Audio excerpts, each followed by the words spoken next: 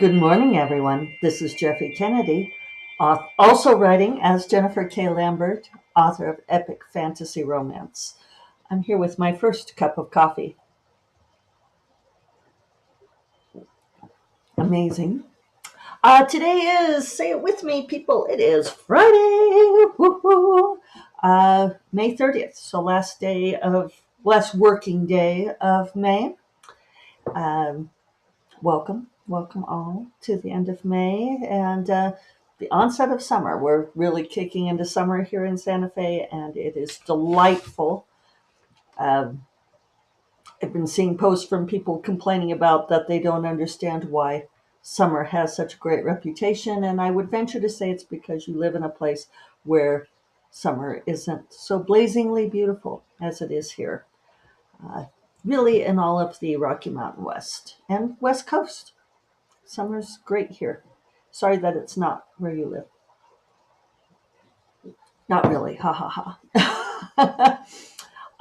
So I've had a great week. Still no edit letter.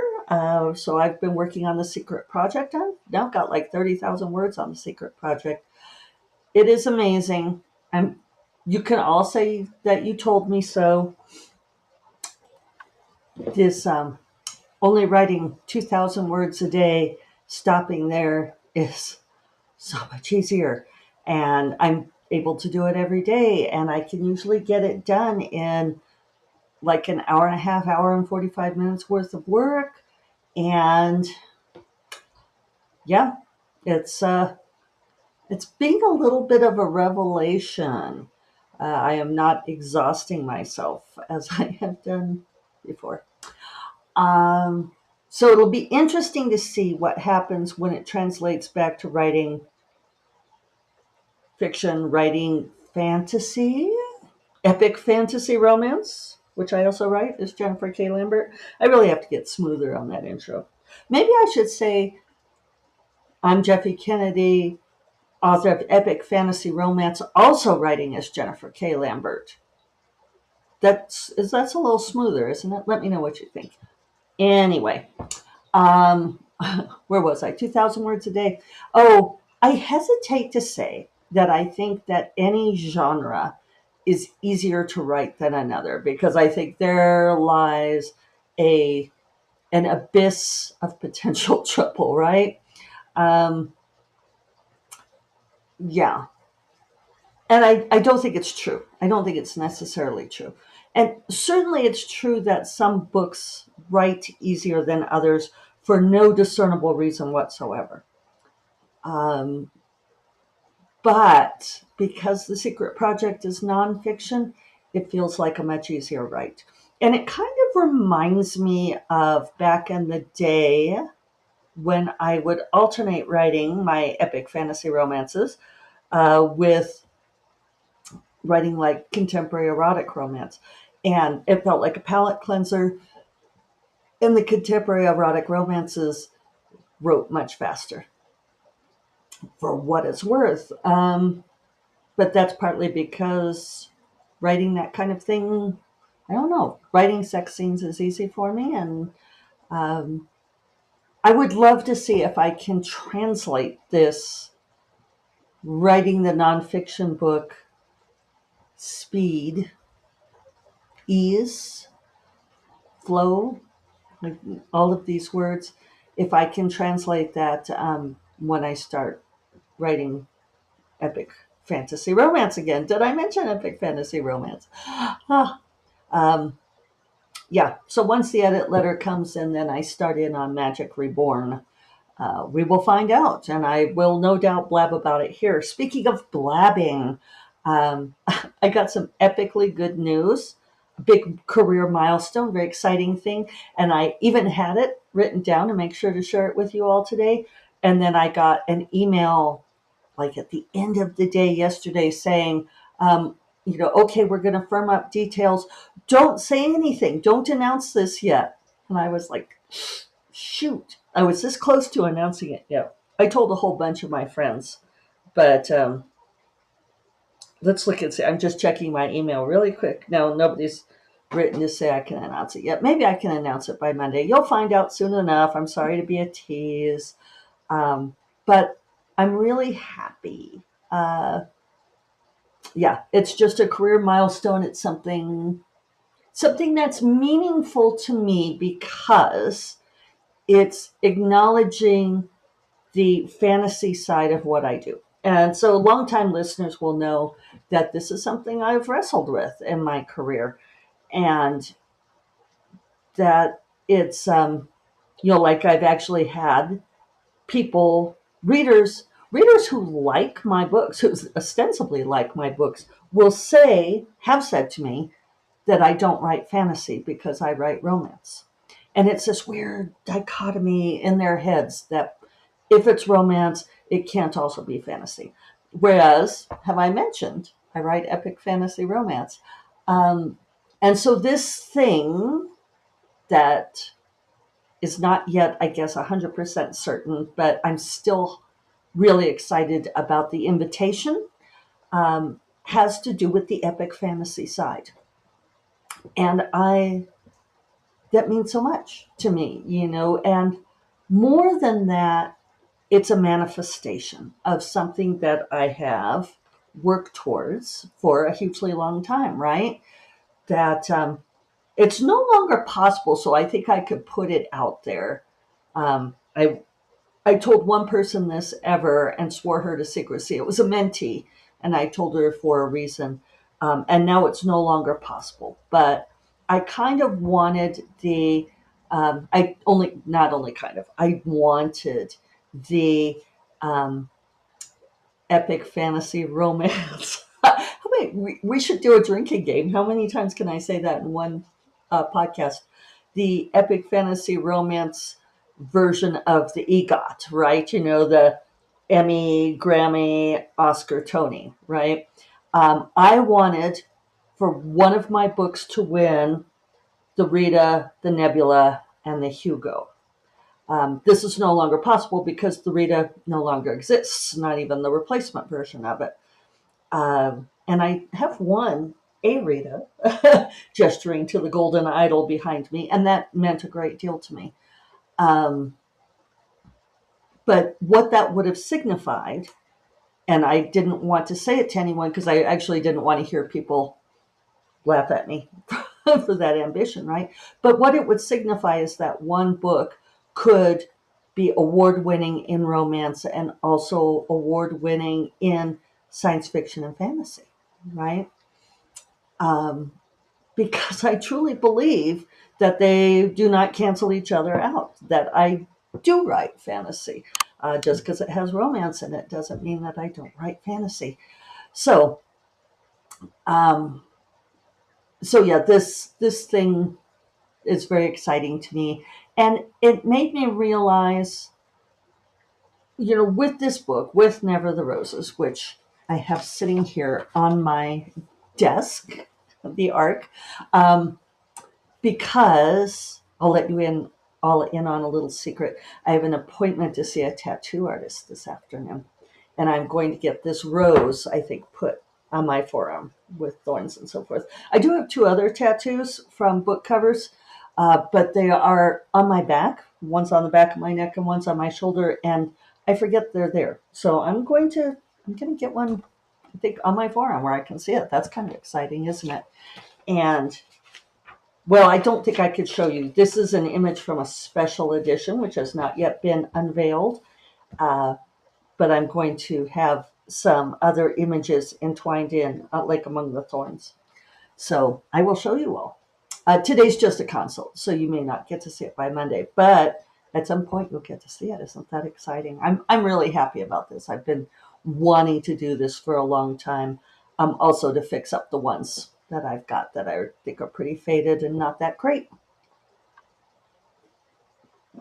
So anyway, with this book, it's a watershed moment for me. It's a watershed moment career-wise. The reviews are starting to come in. They're early reviews, so they're very burbly, but they're lovely. And the Star Library Journal review is lovely. This invitation is lovely. Um, and it just makes me think about how long I have wanted this, how long I've had this idea. And this invitation isn't the, what would we have called it if it was like the Rita, Nebula, Hugo, it doesn't make a good acronym, does it? The horn, if you put in a vowel in there. Maybe there's another, we could have, well, locus is an L, Halorn. Anyway, if I'd been able to, if that was still a possibility, but these things that people have told me for a very, very long time were not possible.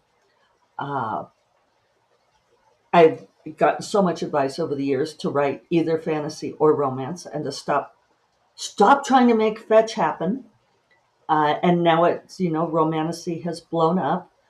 And it makes me realize how, like so much of what we do as artists, as creators, just has to do with timing. It's when things become popular. We're all familiar with creators who did not become famous, whose work did not become famous until after they had died, because it wasn't the right time for it. And so it's an interesting place to be now, because I have friends whose books were huge, did incredibly well 20 years ago, 30 years ago.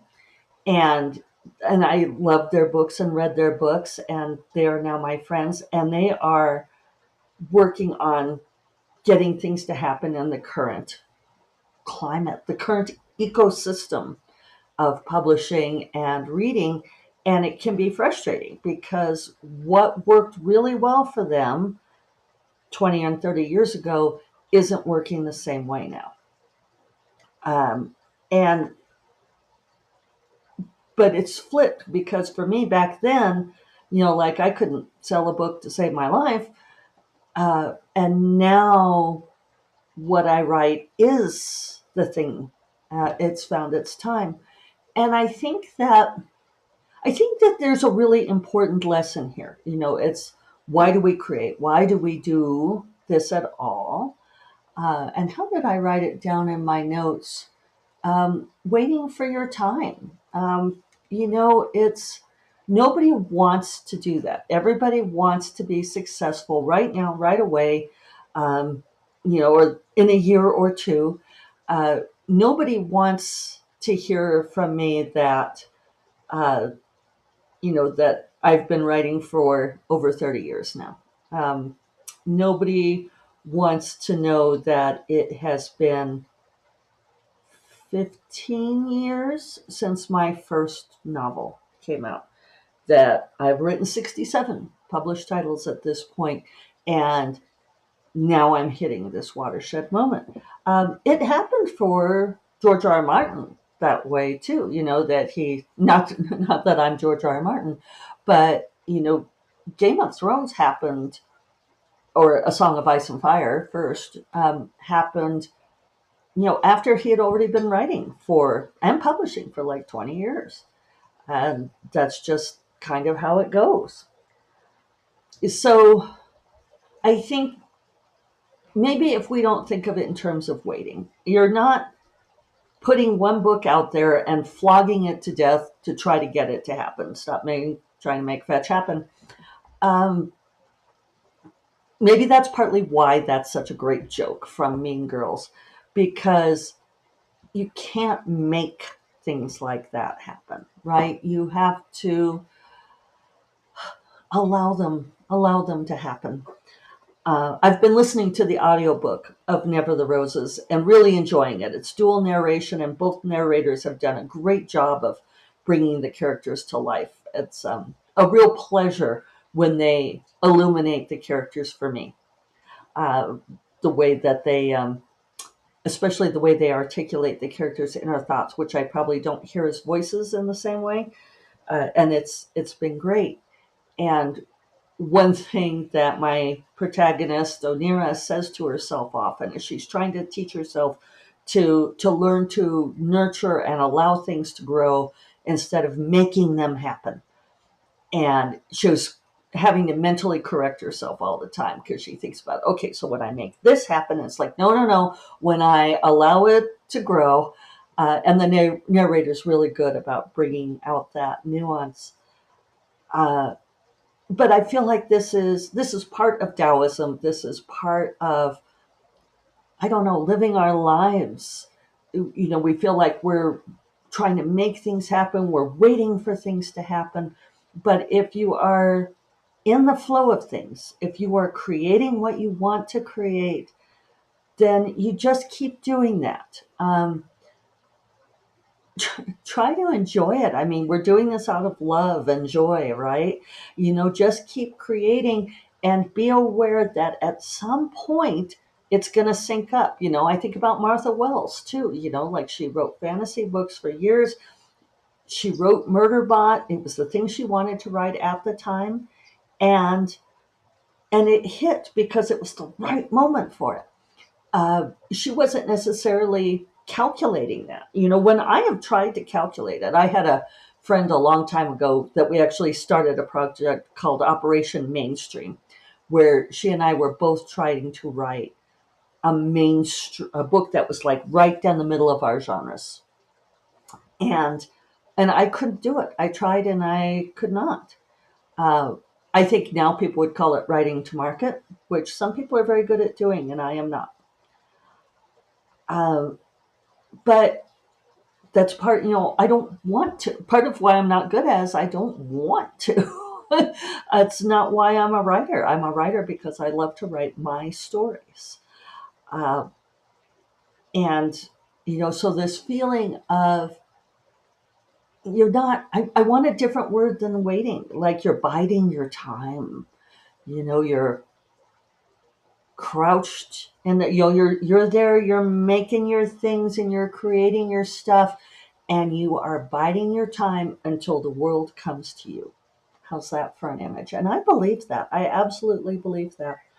um, there are some great, I'm reading this book which I'm really enjoying called Tomorrow and Tomorrow and Tomorrow by Gabrielle Zevin.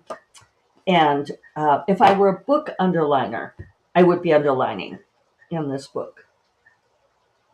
The quail are sending out the alarm call. I'm hoping that I think everything's okay.